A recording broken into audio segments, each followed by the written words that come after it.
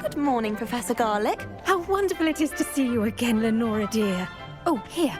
You'll need these for today's class. A little treat for your auntie.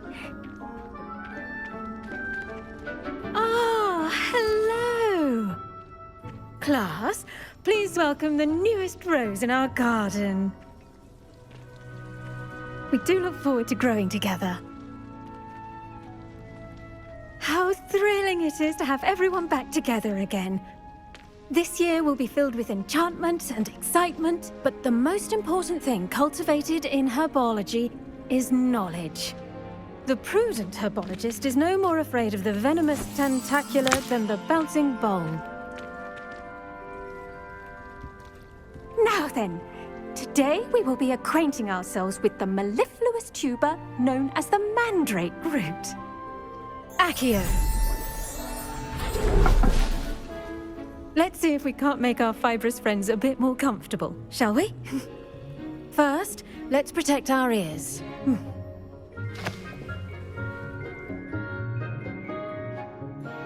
Now, everyone, grip their mandrake by the tendrils and give it a firm tug.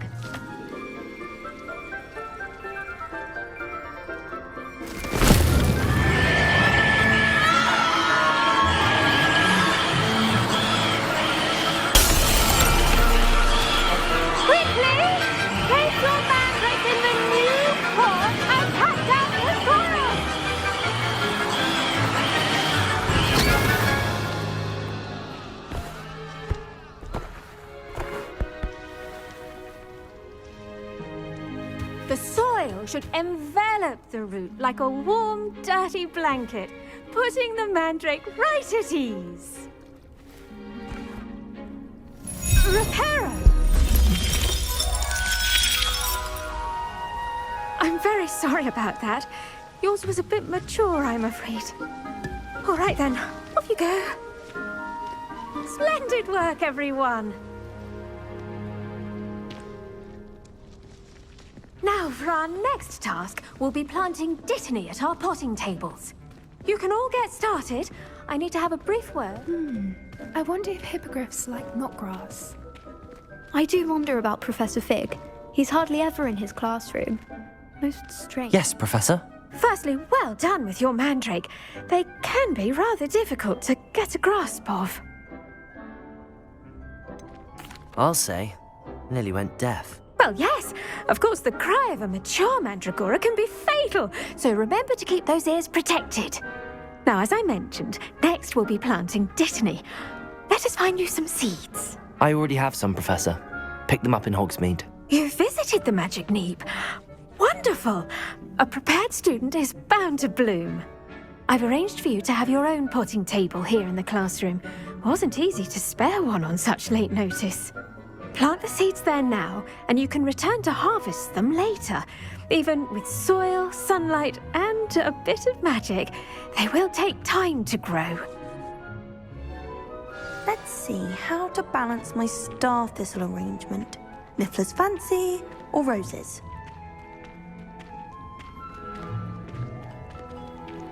Dittany's restorative properties make it a vital ingredient in the Wiggenweld potion, as you all should know from Professor Sharp's class. Well done! Once it can be harvested, your dittany will be ready to use in Wiggenweld potion. I'll let Professor Sharp tell you about that. Now, what say we branch out? Introduce you to a different sort of flora, the Chinese chomping cabbage. You'll find that some plants are better suited to uses outside of a cauldron. The cabbages do get testy without something to chew. Fortunately, I have a dummy for them to gnaw on. Be a dear and let them have a good chomping. Yes, Professor. They're in the other greenhouse. It's just at the end of the footbridge leading out of this room. Your classmate, Mr. Pruitt, has kindly offered to accompany you. Come back and see me when you're finished. Oh, and mind your fingers. They do bite.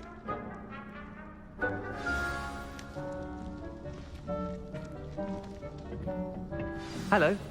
Saw you on your way to Hogsmeade the other day. Nice to meet you. I'm Leander. I'll be showing you the Chinese chomping cabbages.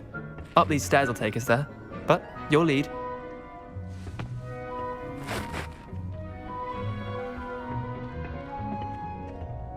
Nice work in Defense Against the Dark Arts, by the way.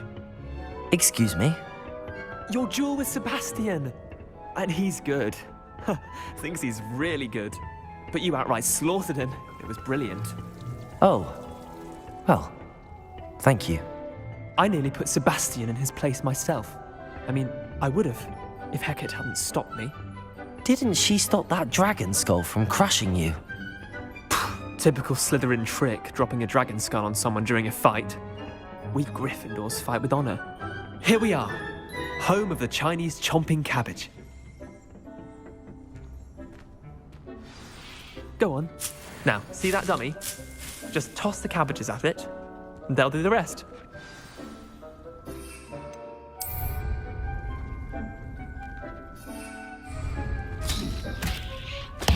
Look at that! They'll chomp on anything they can get their mouths on. Mum planted some in her garden last year to keep the gnomes out. Did save her the de-gnoming, but they left her honking daffodils in tatters. Vicious little bastards, aren't they? My kind of plants.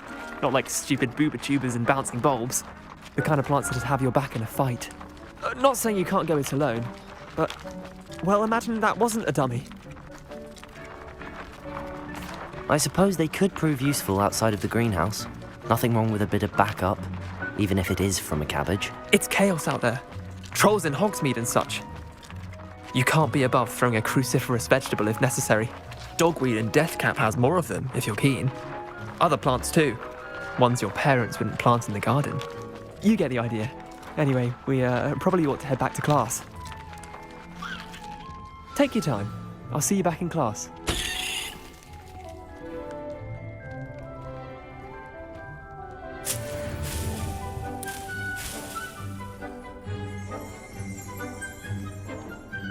Revelio.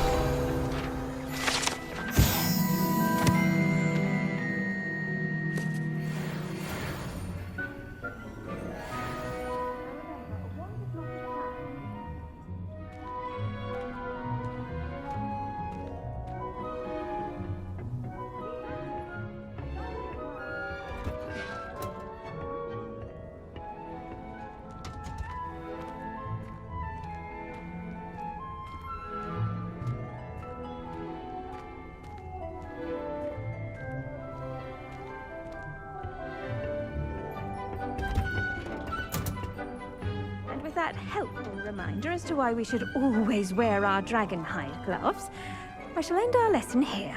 Terribly sorry, Mr. Clopton.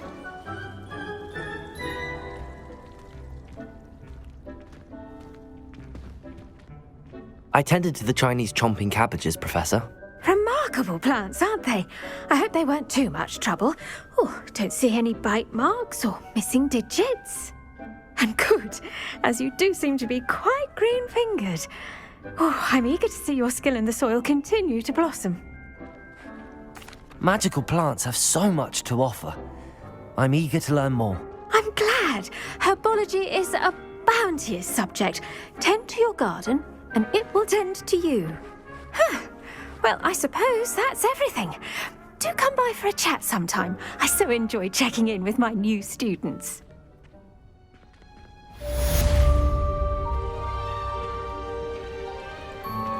Those mandrakes are really relishing their new pots. Only cost me my damned hearing. To make anything grow, we must first understand it. That goes for plants as well as friendships. Kindness and concern are as necessary in the greenhouse as in the Great Hall.